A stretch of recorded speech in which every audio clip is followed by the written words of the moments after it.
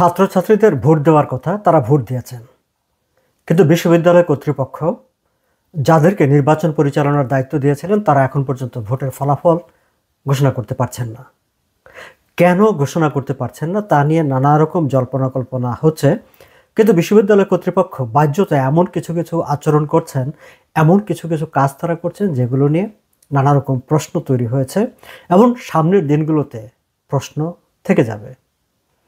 দর্শক, ঢাকা বিশ্ববিদ্যালয় কেন্দ্রীয় ছাত্রছাত্রী সংসদের নির্বাচনের কথা বলছি।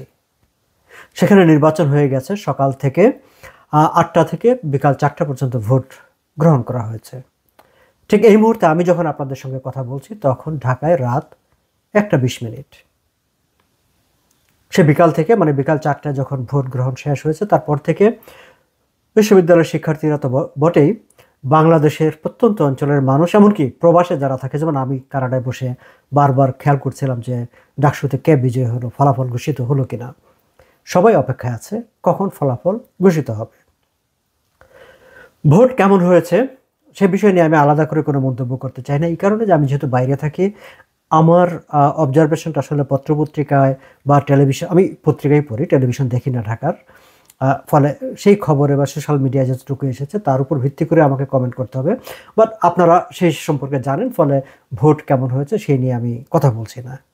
আমি দেখেছি যে বেশ কিছু বিএনপির ছাত্রদলের প্রার্থীরা কোথাও কোথাও অভিযোগ করেছেন এবং ছাত্রদল সমর্থকরাও নানা জায়গায় অভিযোগ করেছেন। অভিযোগ পাল্টা অভিযোগ, এসব দিন ভোট চলেছে। অন্যান্য প্রার্থীরাও অভিযোগ করেছে, বাট মেজর কোনো অভিযোগ যে হয়েছে সেটা আমার কাছে মনে হয়নি। ফলে ধরে নেওয়া যায় যে শিক্ষার্থীরা ভোটে লাইন নিয়ে দাঁড়িয়ে তারা ভোট দিয়েছেন, তারা নির্ধারিত সময়ের মধ্যে ভোট দিয়েছেন। সে ঠিক উল্লেখ করার মতো বা আতঙ্কিত হওয়ার মতো বড় ধরনের কোনো অপ্রীতিকর ঘটনা ঘটেনি। কিন্তু যত সব অপ্রীতিকর চিন্তা, সেই চিন্তাগুলো শুরু হয়েছে আসলে ভোট শেষ হয়ে যাবার পর।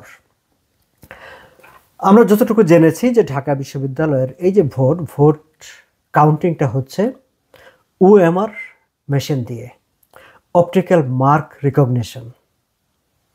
আমি এই মেশিনটির নাম যেহেতু প্রথম শুনেছি, ফলে আমি আসলে একটু গুগল করে বোঝার চেষ্টা করেছিলাম যে এটি ঠিক কীভাবে কাজ করে। গুগল আমাকে যে তথ্যটুকু দিয়েছে সেই তথ্যটুকুতে আমি নিজে খানিকটা উদ্বেগ প্রকাশও করেছি যে আসলে কি এই অপটিক্যাল মার্ক রিকগনিশন বা ওএমআর মেশিন সেগুলো কি কোনো নির্বাচনের ভোট কাউন্টিংয়ের জন্য ব্যবহৃত মেশিন, নাকি এটি আমাদের শিক্ষকরা যে বিভিন্ন খাতা দেখেন আর কি, তারা বিভিন্ন পরীক্ষার যে উত্তর দেখেন সেটি দেখার মেশিন।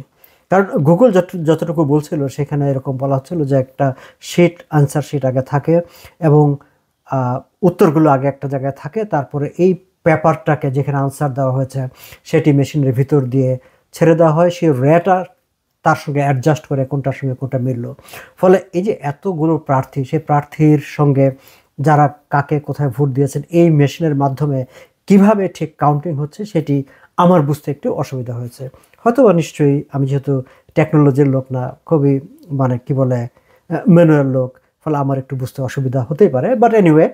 বাট বিশ্ববিদ্যালয় কর্তৃপক্ষ যেহেতু এই ওএমআর মেশিনে ভোট গণছেন, মেশিনে ভোট গণা মানে হচ্ছে কাউন্টিংটা ফাস্টার হবে, কাউন্টিংটা অ্যাকুরেট হবে। তাহলে একটা অপটিক্যাল মার্ক রিকগনিশন মেশিনের মাধ্যমে ঢাকা বিশ্ববিদ্যালয় ডাকসু নির্বাচনের যে ব্যালট পেপার কাউন্ট করছে সেটি প্রায় 8-10 ঘন্টার মধ্যেও ফলাফল কেন পৌঁছানো গেল না? ওয়েল, নিশ্চয়ই কোনো কারণ আছে। সেই কারণ আমি একটি পত্রিকায় পড়ছিলাম, কোনো একজন শিক্ষক কেউ একজন বলছিলেন যে প্রথম কি নাকি আলাদা করতে হয়, তারপরে সেই ফর্মটাকে ভিতরে, ব্যালট পেপারটাকে ভিতরে পাঠাতে হয়। এইসব করতে করতে গিয়ে সময় লেগে যাচ্ছে। আবার আরেকটি কেন্দ্রের আরেকজন শিক্ষক কর্মকর্তা যিনি নির্বাচনী দায়িত্ব পালন করেছেন, তিনি আবার সেখানে আরও রকম ব্যাখ্যা দিচ্ছিলেন। ফলে এই যে বিভিন্নজন যে বিভিন্ন ব্যাখ্যাগুলো দিচ্ছেন, সেই ব্যাখ্যাগুলোকে আমরা যখন পাশাপাশি করি তখন আসলে আমাদের মনে শুধু প্রশ্নেরই উদ্রেক করে, কোনো উত্তর আমরা খুঁজে পাই না।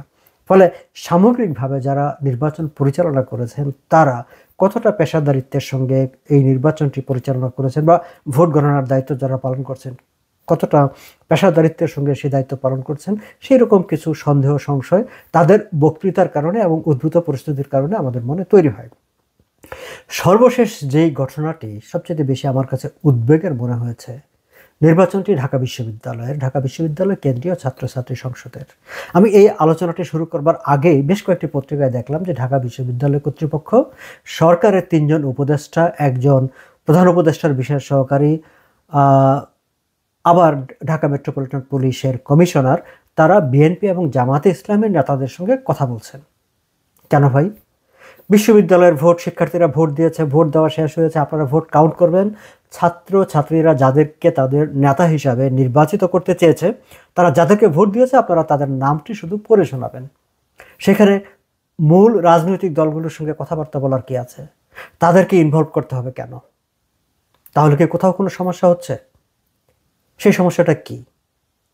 আমরা নানা রকম গুজব শুনেছি, মানে বাংলাদেশ টাইম সন্ধ্যা থেকে, মানে ইলেকশন শেষ হওয়ার পর যখন ভোট গণনা শুরু হয়েছে, যখন রেজাল্ট আসছে না, তারপর থেকে আমরা নানা রকম গুজব শুনেছি, ছাত্রদলের বক্তব্য শুনছি, শিবিরের বক্তব্য শুনছি, এবং সেই বক্তব্যের মধ্যে আমরা এক ধরনের আতঙ্ক বোধ করছি যে একটা সহিংসতা হতে পারে।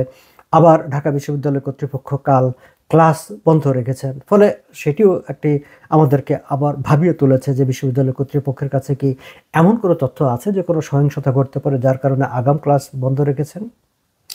এই সব সন্দেহ সহিংসতার মধ্যেই যখন খবরটি দেখলাম যে তারা জামাতে ইসলামের নেতাদের সঙ্গে এবং বিএনপি নেতাদের সঙ্গে আলোচনা করছেন, তখন আরও কিছু সংশয়, আরও কিছু প্রশ্ন সামনে এসেছে।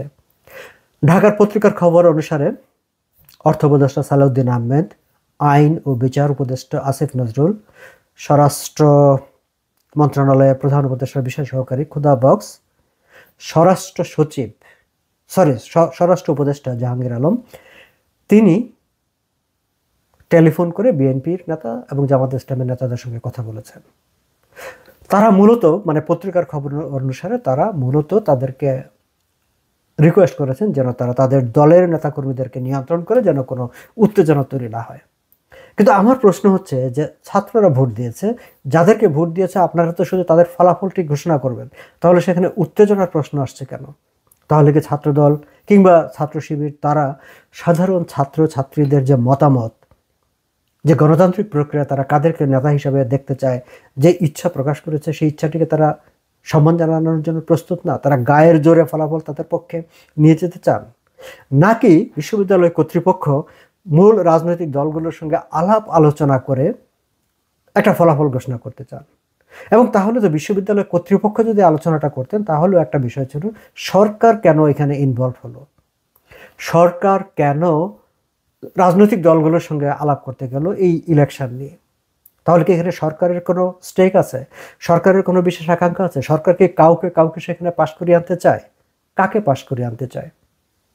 এই প্রশ্নগুলো আমাদের মনে তৈরি হয়েছে। দর্শক, আমরা ফলাফল ঘোষণার জন্য অপেক্ষা করছি। ফলাফল ঘোষিত হলে আমরা দেখব যে কারা বিজয়ী হলো।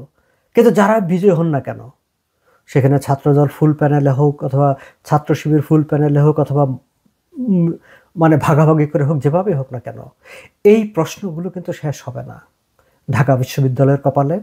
এবং যারা বিজয়ী হবেন ডাকসুতে, তাদের কপালে একটা কলঙ্ক রাখা, একটা কলঙ্কের প্রশ্ন সবসময় থাকবে। এমনকি ঘটেছিল যে কারণে ঢাকা বিশ্ববিদ্যালয় 10 ঘন্টার মধ্যে ফলাফল ঘোষণা করতে পারেনি।